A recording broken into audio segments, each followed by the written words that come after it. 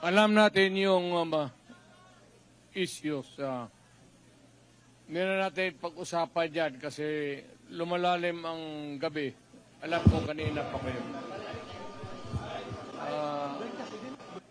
Basta dito, ang gusto ata ang plataforma na sasabihin.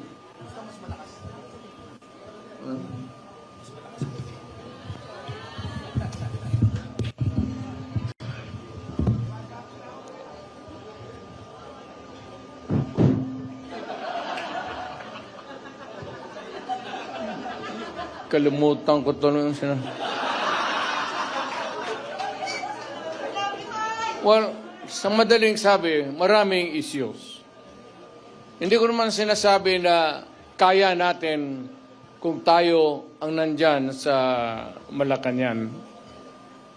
It's not that easy. I have been there. But the guy is simply taking his time to come up with the solution of the problem. So kagaya nitong bigas, which is really tumatama yan sa tiyan, pati sa puso ng Pilipino, hindi niya nakuha yung pinaka.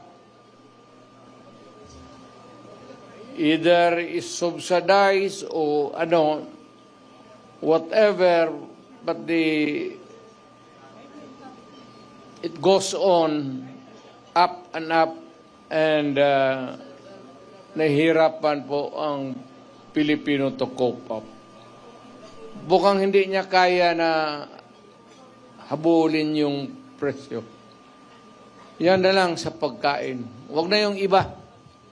Pwede na natin yung graft and corruption. Nandyan yan eh.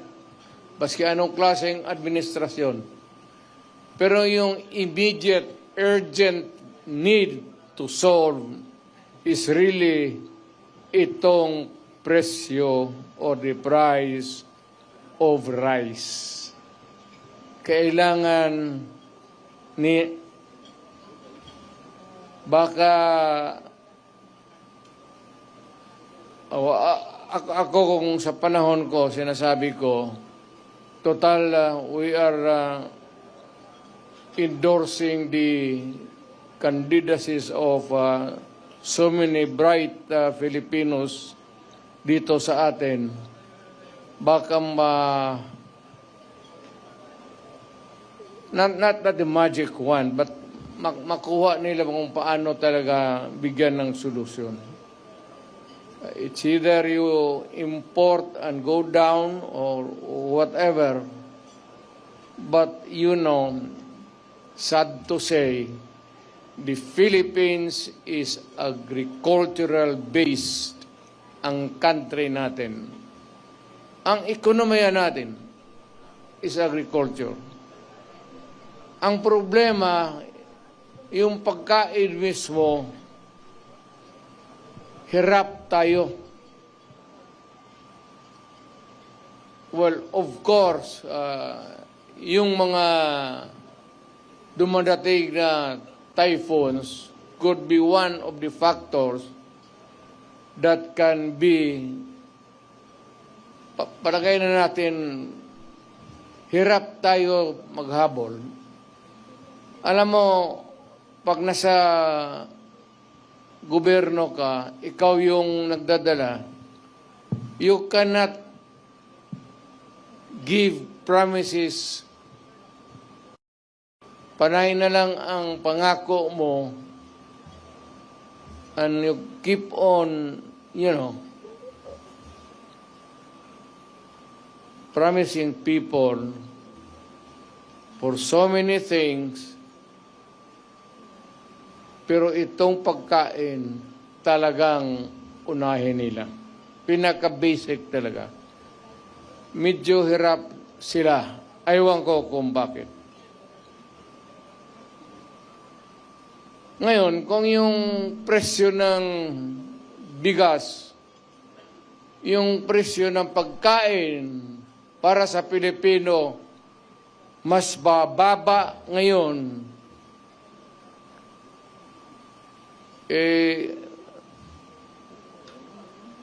noong panahon na umupo si Presidente,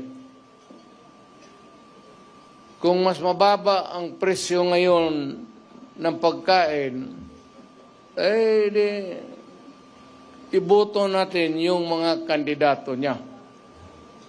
Nakikita mo naman, talagang almost hindi na kaya. Hindi kaya ng tao. Ngayon, kung mas madali maghanap ng trabaho ngayon sa panahon niya, then doon ka sa kanya, doon sa administrasyon. Kung sa panahon na ito, kung pante ka na maglakad, na walang takot, nakakapagpasyal ka, baski saan, wag mo nang bitawan si Marcos. Piliin mo na yung kandidato niya.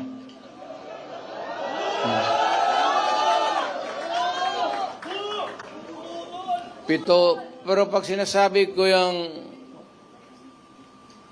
pag nagsasalita,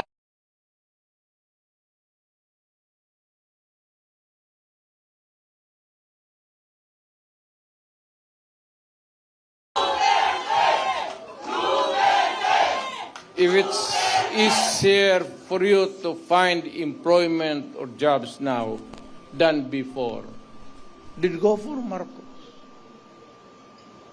Yan ang sabihin ko na medyo basic na hindi nila mahabol.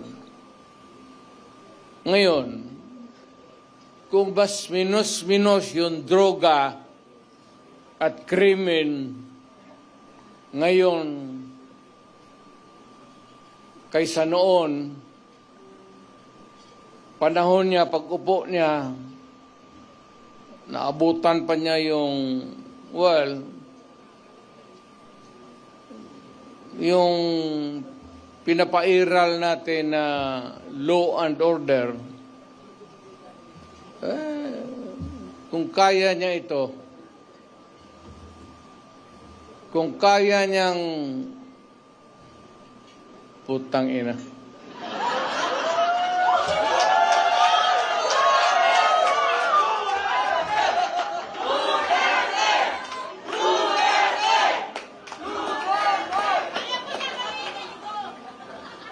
Alam mo, kung ako ang durugista, kung may gano'n ako, at bakit sa utak ko, bakit hindi? Total, kasama ko naman sa presidente sa hit-hitan. So, yung baski yung mga pulis, pati military, medyo, ano sila? Because of the incongruity. Hindi magkasya eh. Meron isang presidente na talagang bangag.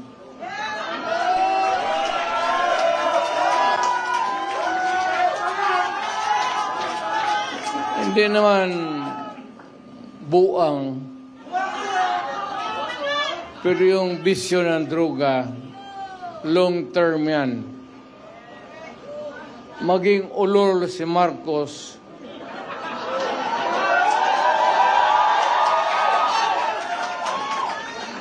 kung maybe constant heroin, aabot pa siguro siya ng 80. Pero pagdating sa panahon na yan, hindi na siya gumagalaw. Either nakatindig lang yan sa kwarto niya o natutulog. ganito na lang. Marami tayong problema. I think the Marcos government has fallen short of the expectations. Ako, hindi ko ma-compare kasi pwede kong sabihin, mas mabuti siya ngayon kaysa aking panahon. I can even concede na ganon ang nangyayari. Pero it would not be a good reason for you to solve the problem just because you're doing right, more rights than the wrong ones that the other guy had committed in the past. Na ibig sabihin dyan, kung sabihin, wala yun si Duterte, mahina kasi ganun. Okay. But it's not me. It's the Filipino people. Ang tignan mo ang Pilipino, huwag kang magturo dyan sa mga kalaban mo, kagaya ko, kasi ako, hindi na ako kandidato. Ngayon, kung mag-usap tayo, ang pag-usapan natin kung ano ang mga tao na pwede nating gawin na makatulong sa atin, mailagay dyan sa Senado para paski batas na lang ang habulin natin or a policy that is enunciated by Congress, particularly about the drug problem and itong ekonomiya. Itong ekonomiya, mabigat to. Walang bright dito. But at least naman yung sabi ko pagkain, sana mahanapan nila ng paraan. Talagang tumataas eh. Kaya I don't know how it operates now, but if you continue to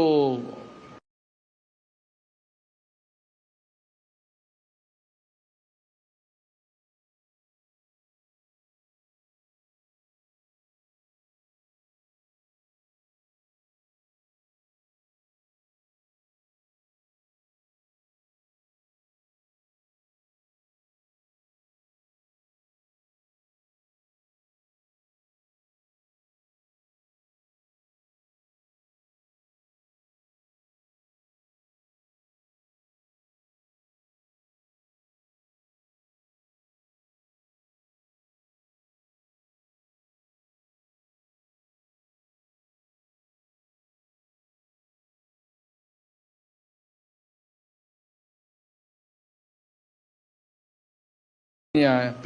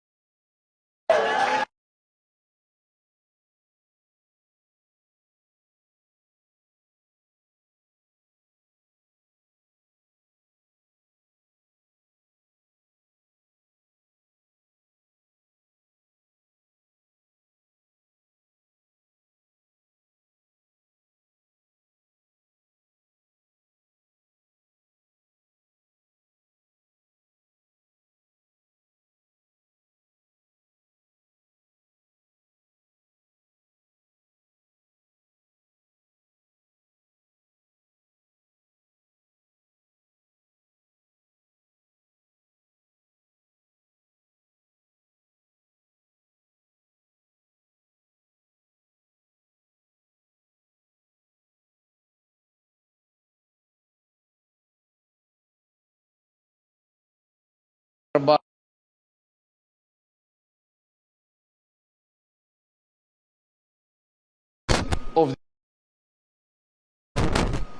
of which he was there in Malacanang.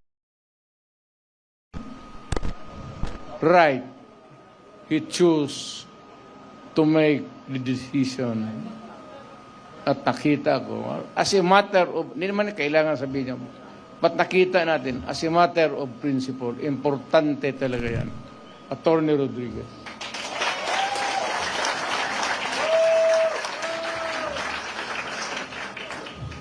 itong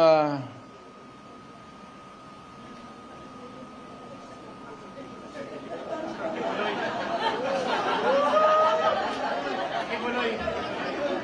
Attorney Torion, or Pastor Kibuloy. para ka kay Kibuloy? Representative. Sana. Si Pastor.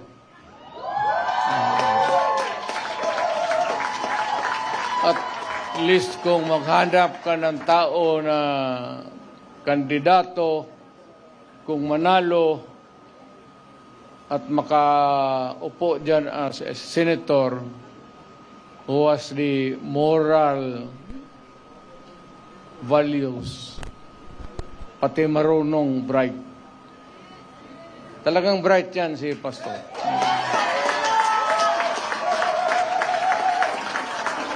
Hindi lang ninyo narinig kasi pastor Ang ina yung sinasabi, yung ganon, ang mga apostoles, ano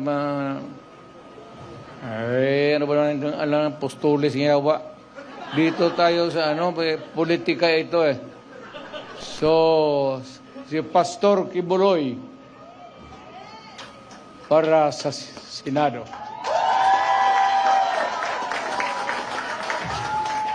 Itong tao na itong sunod na sinasabi ko, humahanga talaga ako sa integrity pati yung utak.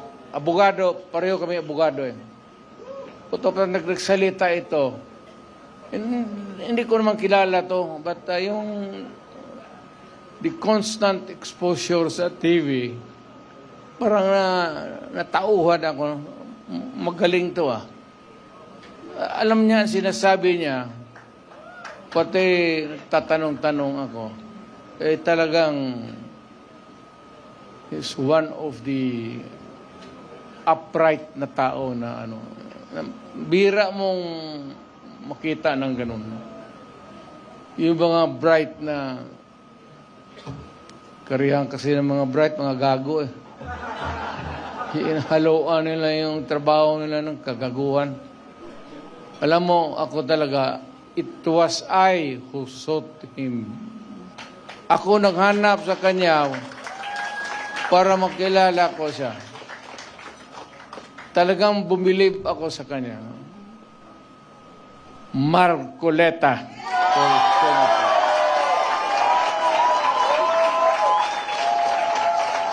Totoo yan, sir. Hindi kita alam niya, hindi niya. Nung lumapit ako sa kanya, sinabi ko, Sir, believe ako sa iyo. Diretso, alam niya. Alam talaga niya. So, kailangan natin sa Senado. Ngayon, marami kasi sila, ano dapat ang gawin natin?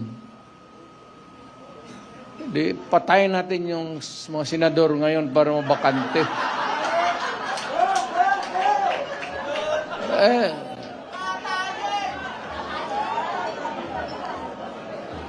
Kung makapatay tayo ng mga 15 na senador, pasok na tayo lahat.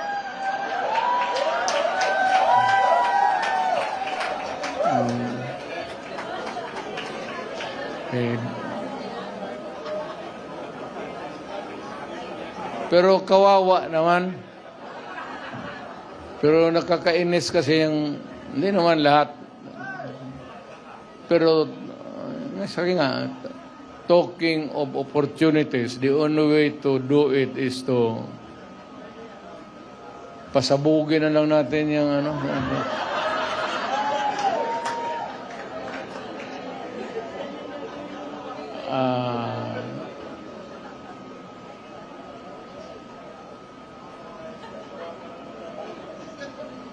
itong sa sunod ko, mahusay na abogado to.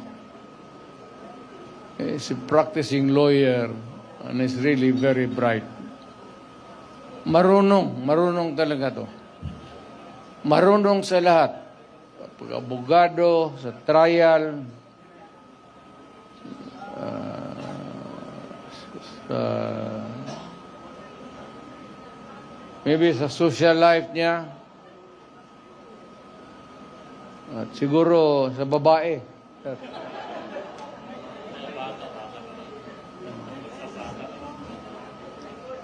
Huwag mong kalimutan yan, sir, kasi yan ang pagpapabata talaga sa iyo. Totoo yan.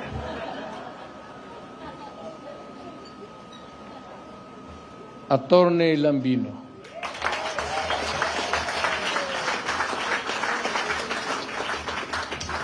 Hindi ko na kailangan. Siya dapat magpakilala sa akin. Baliktad. Hindi ko na kailangan ibandera. Kasi ako mismo gusto ko na siya ang mag-introduce sa akin. Pabaliktad. Hanga talaga ako nito. Noon siguro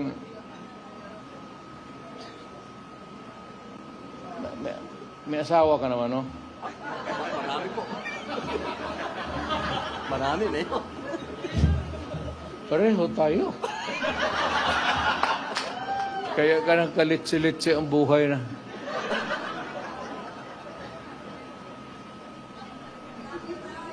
Yung akin, nandito siya. Kaharap ko. Kasi PDP siya. Nag-iisa ka na lang, no? Itong ano ba? Sitwasyon sa... I'm talking about Cagayan de Oro. You know what is really very... almost...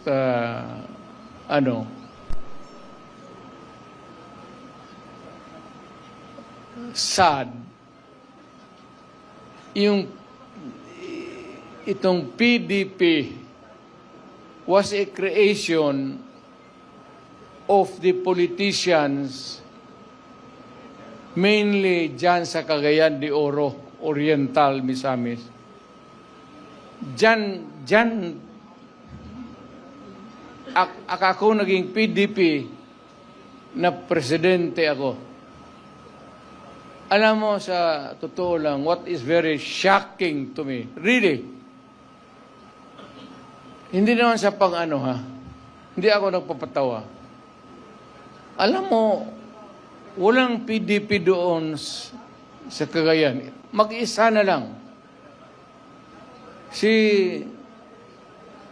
Councilor Balaba. Tumindi ka nga, girl.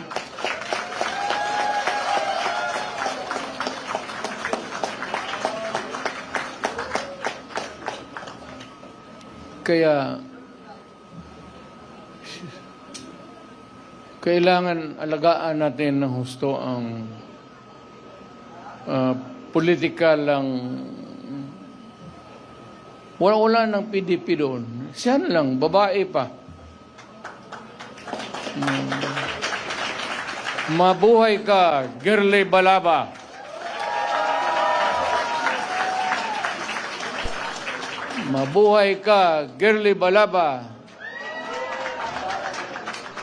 At si Rudy Duterte.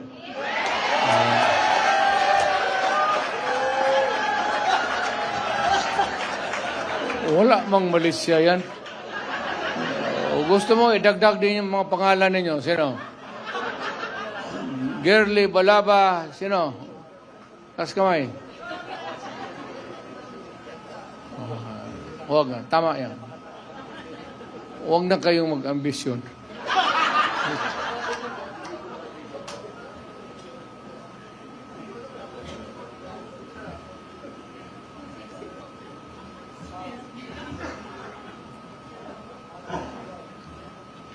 For the rare occasions that I visit Western Visayas, may nakita ako tao na talagang merong go na ano. A lawyer almost to the point of impatient yung ano niya. Ano ba tawag na?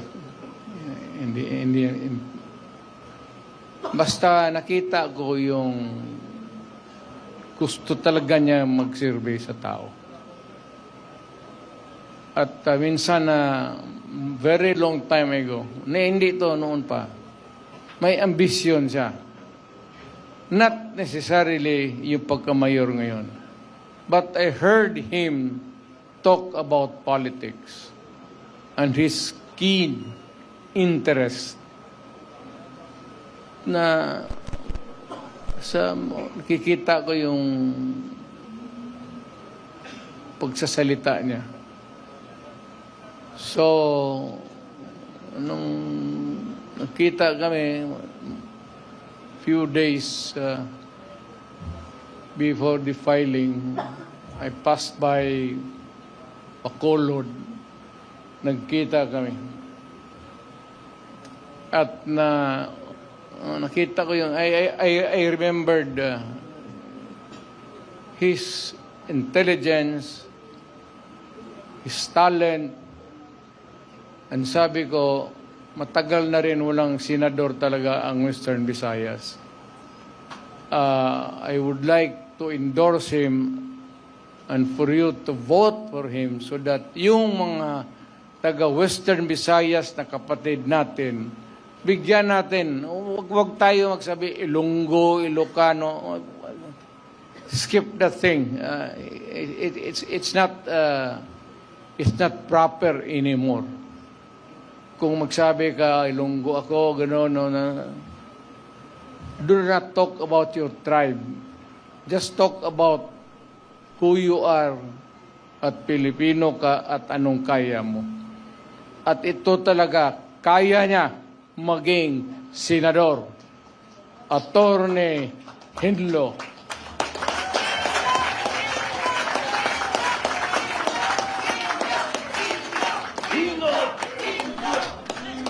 Lintik lunggo na ya. Order ng ilunggo.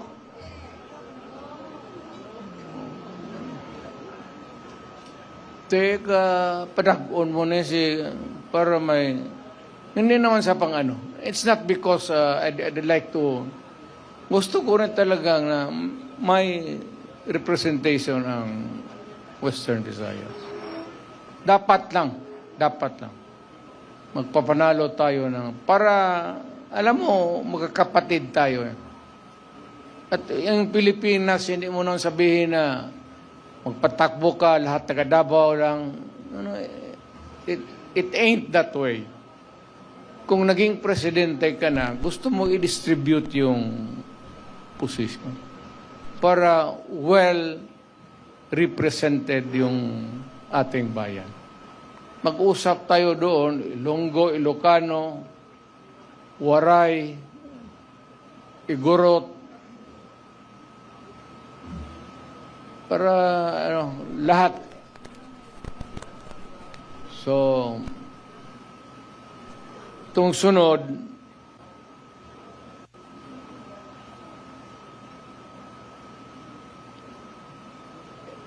hindi ko naman siguro kailangan ipakilala ko to. Nakakamot ako eh. Kumakatituloy ang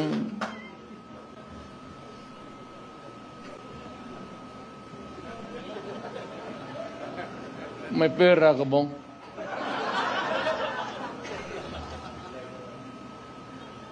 May magkain tayo maya. Ikaw ang magastos, wala pa akong hapunan. Alam mo, ang istorya nito, ang aking talagang aide was a military man. Kaibigan namin, parang common friend. Military na not so because parang maluwang na pakisama niya sa civilian. Biglang naglaro ng basketball, yung bola galing kay Bato. Totoo yan. Pinasa niya doon kay Jimboy Halili. Teniente yun.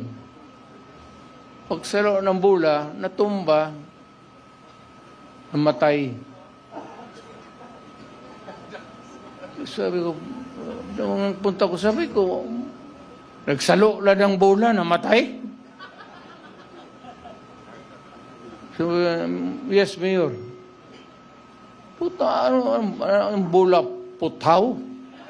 Bakal? Bola ng ano? O bakit namatay? Kasi pagsalo, tumba. Baka talagang sinadya na milakasan ng husto. Baka may pustahan sa ganung laro na yon. Galing kay Bato yung bola eh. Kaya pag si Bato ang kalaro ninyo, huwag ninyong saluin yung bola. Hayaan mo, tumakilid ka lang palawan. Eh, kasi doon namatay. Hindi ako nagpapatawa. Yun talaga ang nangyari.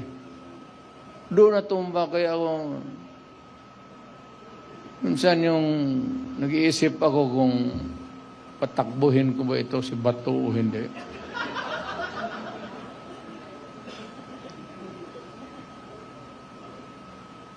Alam mo, kung naghahanap kayo ng original taga na DDS, huwag ka lang mano ha.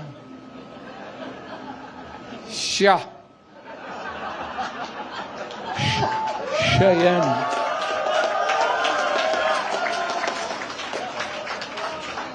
Hindi ako. Mayor ako. Utusan mo pagpatay dyan, buo. Sa yun, Chief of Police. Pinakamatagal. Pinakamatagal kasi taga Davao. Alam mo, pag i-remember na bago rin akong mayor noon, kakagraduate lang ito na sa PMA, na-assign sa Davao. Tapos nag-asawa, doon sila nag-settle down. Kaya malapit talaga sa akin si Bato. Eh, yung, hindi sabihin bata-bata, tao-tauhan. Kaibigan. Kaibigan na...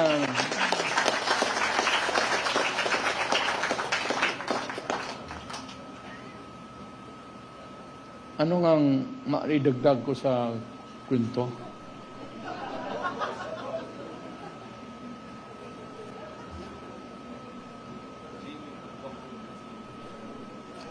Minsan itong mga putang inang kriminal, sabi, Bato, gusto po no, putang ina niyang ano, pabalik-balik yan sa... Gawin mo. Yes, sir. Minsan magsabi ko, tapusin mo na. Sir, kanina pa.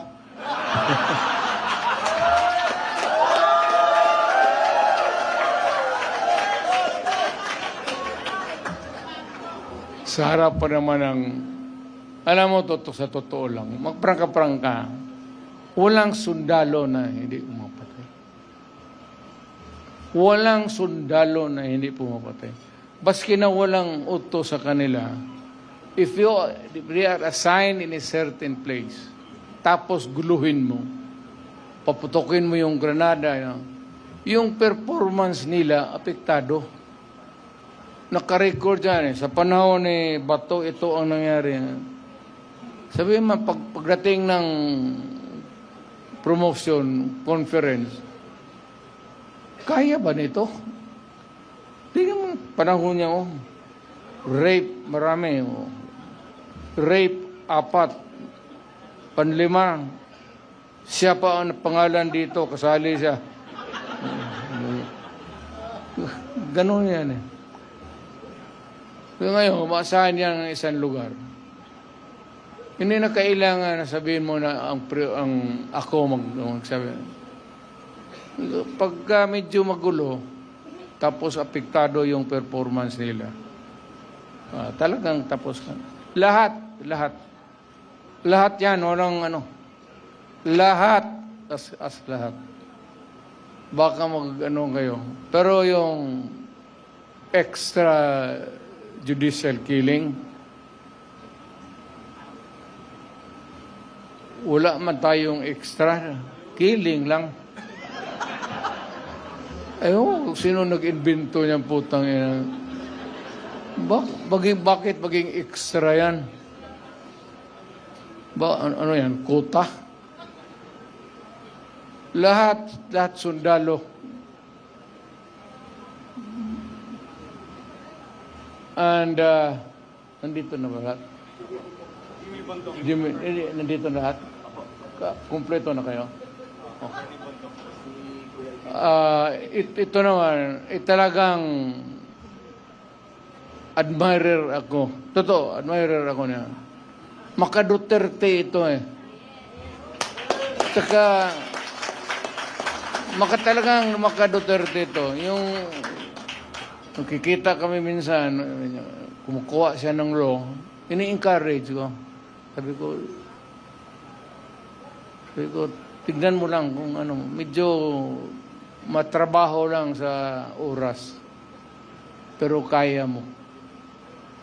Ako sabi ko kanya na balang araw makukuha mo. Abogado talaga. Saludo ako. Jimmy Bundok. Talagang pwede na maging senador. Ito yung may taong may social conscience. Yung arte siya, wala yan. Yung kausapin mo yung tao, yung tapos na yung trabaho niya, mag-acting. Gaya nito ni Philip. Kausapin mo nung wala na sa trabaho. Hindi yan madrama. Prangka ito kung kilala nito prangka na tao yan. Diretso. Kaya nagustuhan ko. So, ganito na lang. Para marami ang tao natin, every meeting, baka sa lawag, kailangan magpunta na tayo lahat sa lawag. Magkaraban tayo. Baka sa sunod sa Bicol, at least para sigurado talaga na mayroong, hindi natin alam kung ano ang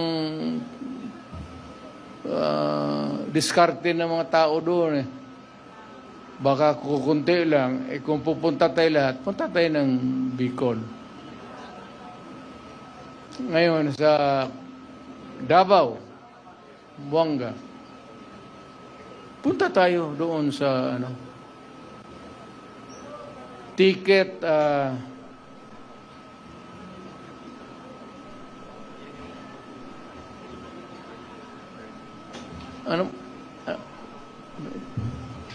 ito si Jun Ibasco. Ito yung pinakautak ko talaga.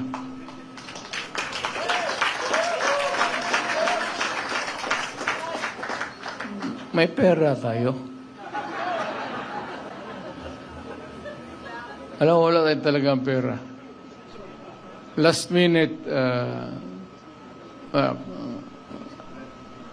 ambag-ambag lang kami. Ano ba sa Tagalog yan? Contribute na ko yan. Si Robin. Pero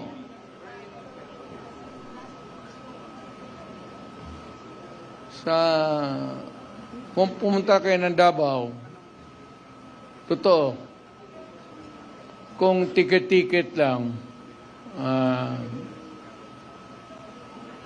kaya ng mayor yan.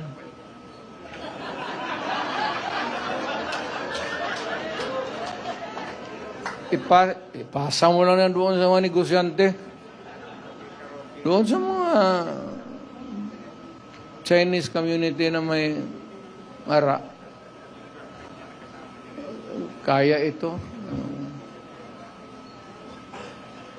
Pero wag kayong yung isang flight. na puro Duterte talaga.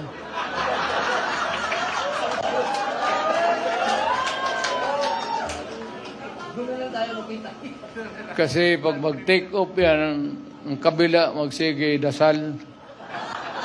Mahulog sana yan. Mawalaan ako ng tao.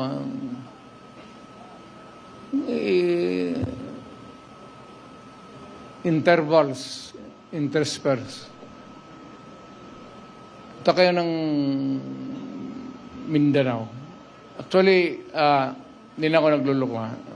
Parang, ano ako. Kung maano kayo sa Davao,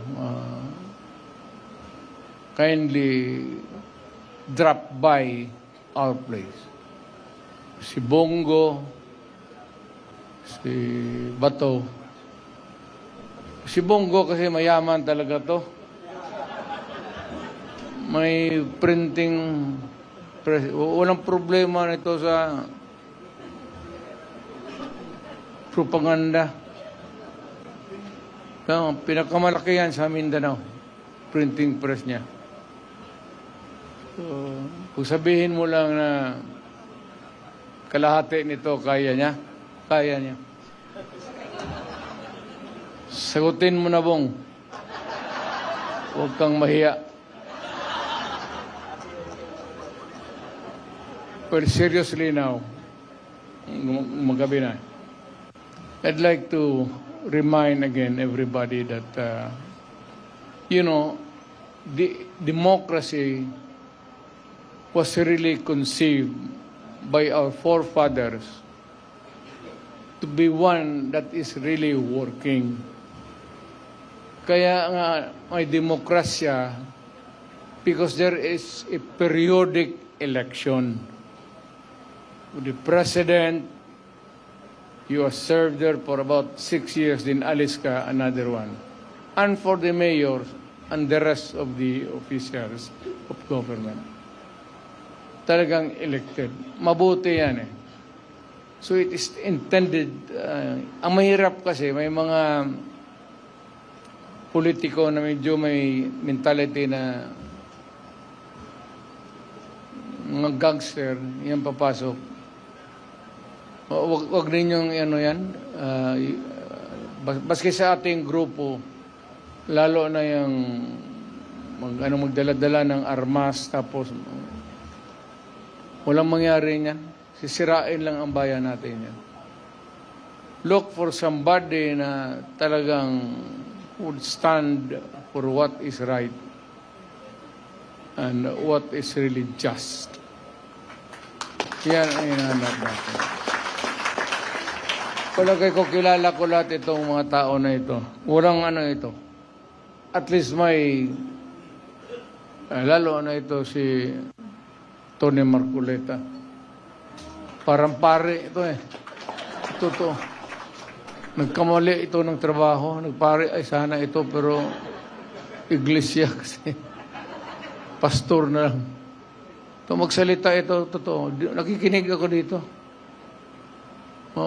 Marunong, bright talaga. Hindi ko kaya habulin ang utak ni Marcoleta. Hindi ko kaya abutin. Totoo yan. Kaya sabi ko itong mga ganito na tao, kailangan kaibiganin mo na lang. Baka ma-enkwentro mo ito sa korte, putang ina, baka ilang paso ka. May kunting awa naman. Attorney Lambino, talagang matagal na nagtatrabaho ito sa PDP. A very patient man. Talagang naghintay lang sa panahon niya. Actually, he has been there for so long a time helping PDP, helping the candidates, asking nothing in return. But he has been there. Kagaya ni June Ibasco. Yan si June Ibasco, yan ang noon pa, nung na mayor pa ako, siya na yun, hanggang naging presidente ako. Alam mo kung bakit si June Ibasco? John, isabi na natin ang totoo. Dumating na ang panahon.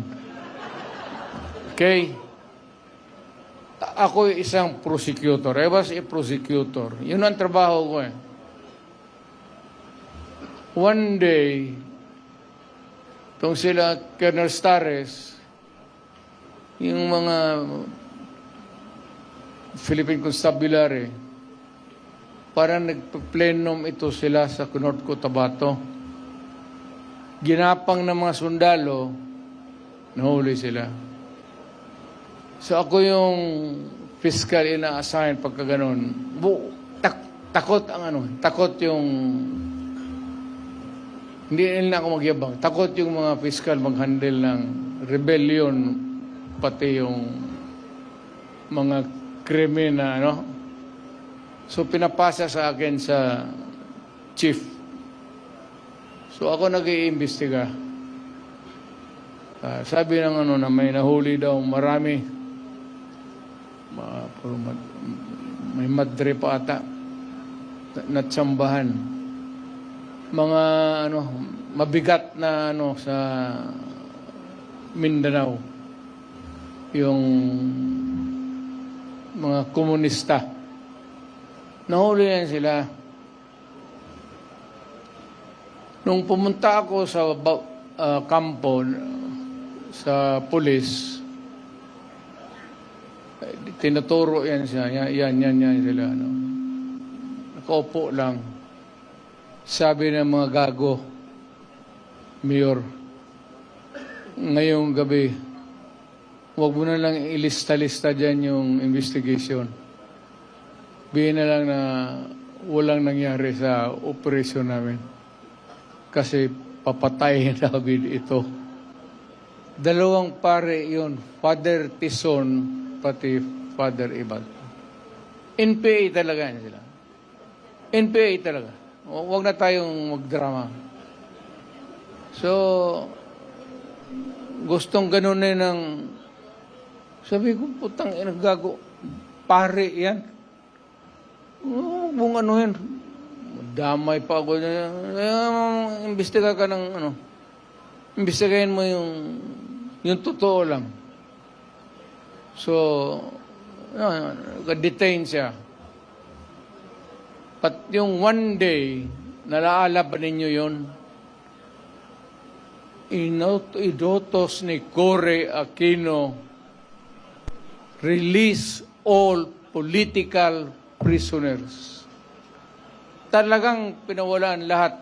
Lahat ng komunista, pinalabas sa kulungan. Si John, isa. Wala silang mapunta bago.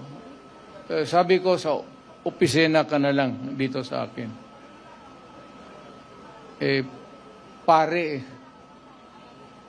Alam mo yung pare, mahusay sa organization. Kasi hinawakan tao eh. Paano mag-organize, paano mag-ganon. Pag yan yung mga pare na mag-ano, talagang kung sponsored ng mga pare yan, matindi yan. Kasi sanay sila sa organization eh.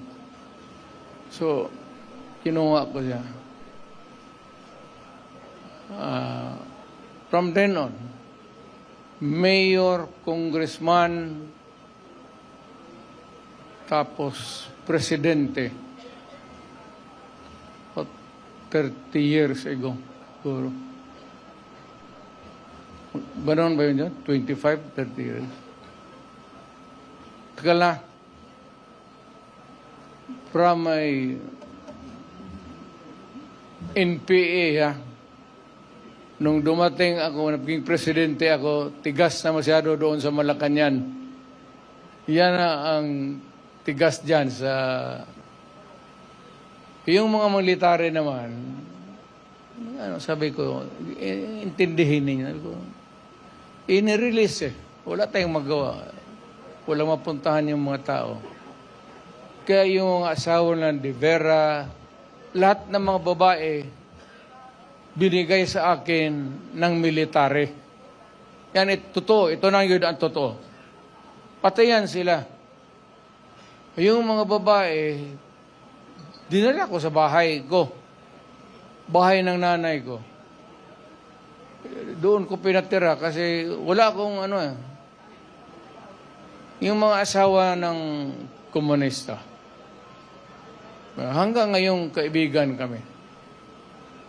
Kaya ko noong sabi nila na yung si Duterte, komunista yan. Ang totoo niyan talaga, baski hindi pa sila nahuli, ako pumapasok na sa bukid. Doon sa dulo, nagsasalita, nag-i-istorya na kami ng NPA. Istorya lang. Kaya every time magbaba ako, mga military intelligence, sabi yan si Duterte, ang issue sa akin, yang si Duterte, huwag kayong magboto dyan kasi komunista. Sinabi ko doon sa mga taga Davao, kung maniwala kayo, ito yung istorya ko. Ngayon, ayaw ninyo maniwala, huwag. Sinabi ko sa ang totoo. So si John, tangan-tangan ko yan hanggang ngayon. Mahusay sa organization. Kaya kung saan-saan ako papunta, bit-bit ko yan kasi wala kang problema dyan. Alam mo ganyan yung pare, marunong mga Katoliko, ito ha, organize tayo, mga ito, ganon-ganon. Mahusay yan sila magdala. Kaya medyo lamang tayo ng konti dyan sa habulan ng isip. So, ganito, siya yung utak talaga. Siya yung sa akin. Wala naman, sanay na kami. Siya na yung mag-spacing sa kampanya. Pero hindi ako maka-attend sa lahat ng rallies. At only yung medyo mabibigat, Cebu, medyo lawag siguro.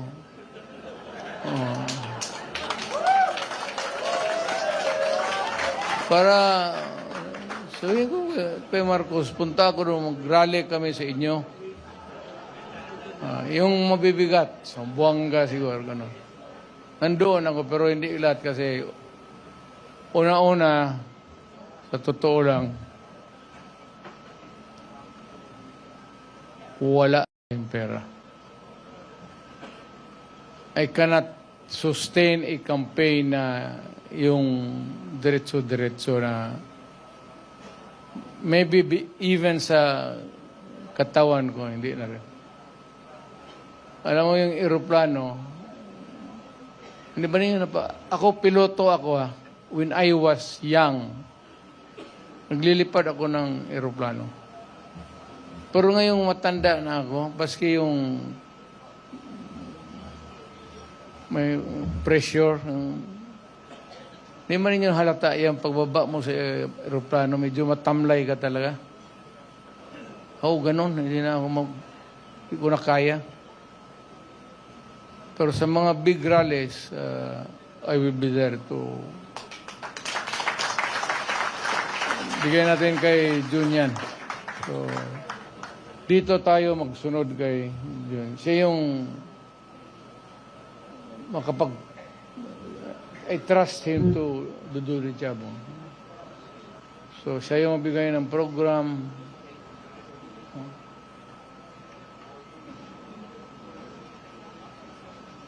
Sign language yan.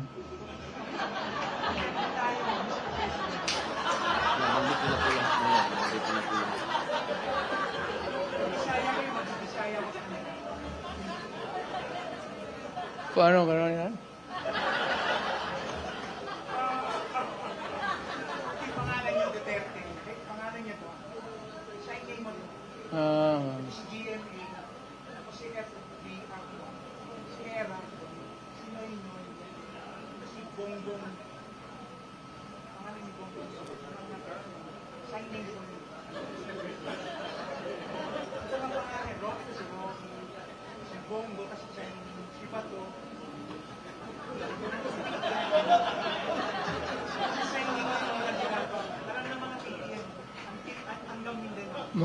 Magkita tayo bukas. Kasi mag-aral ako para gano'n na lang.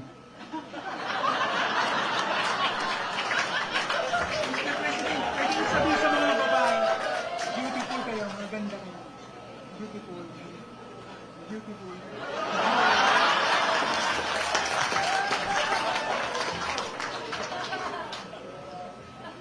Nehen Pioliang. Chinese yan. You're beautiful. So, uwi na tayo. Para po kinig ng istorya dito. Wala yung ano lang, yung tingin ko na latod pambuhay ng nandito pala yung classmate ko. Dabs Mamao o Lanao del Norte. Classmate ko yan sa kabats ko talaga sa law school sa San Beda. Believe ako. Sana next time, next time. Ako hinayang ako dito kay saan na yun? Patakbuhin ko sana ng di bale. Pero sa tingin ko lang ha, pag itong yung napipika yung Pilipino, I don't know if it has gone to another level. Pero yung Pilipino napipika na sa administration. Alam mo, there was a time na about so many elections ago, bata pa ako, lahat, clean slate, panalo. Panalo talaga lahat. So, wala man kayo kalaban, no? Sino man sila? Hindi ko man narinig. Sino kalaban niyo?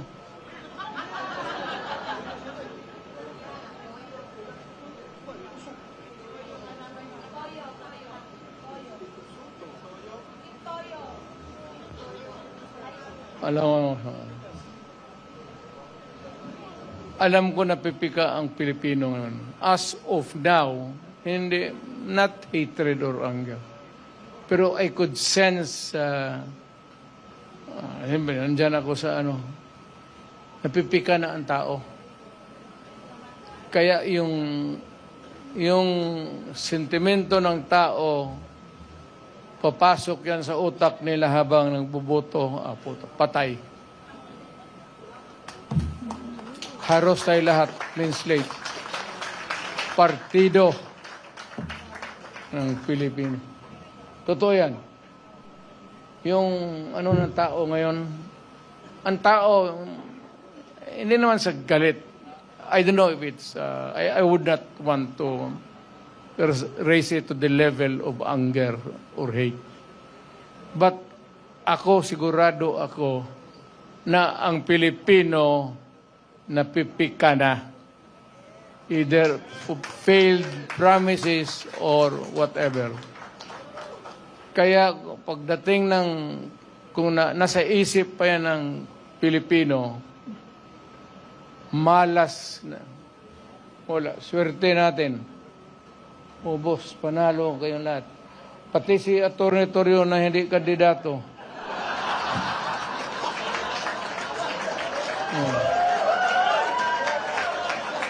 Ilagay nila yung pangalan mo.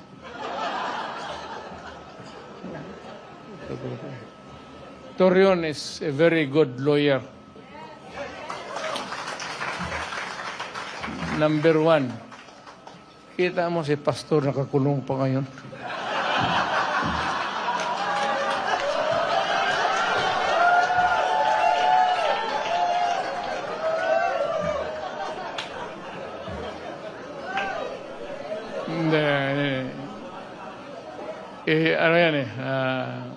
There's more to it than meets the eye. pagka gano'n na simple na kaso tapos bailable, hindi naman makabail, hanapan ng ano yan, sabi kaya, sadya yan. So, wala tayong depende na yan sa abogado niya kung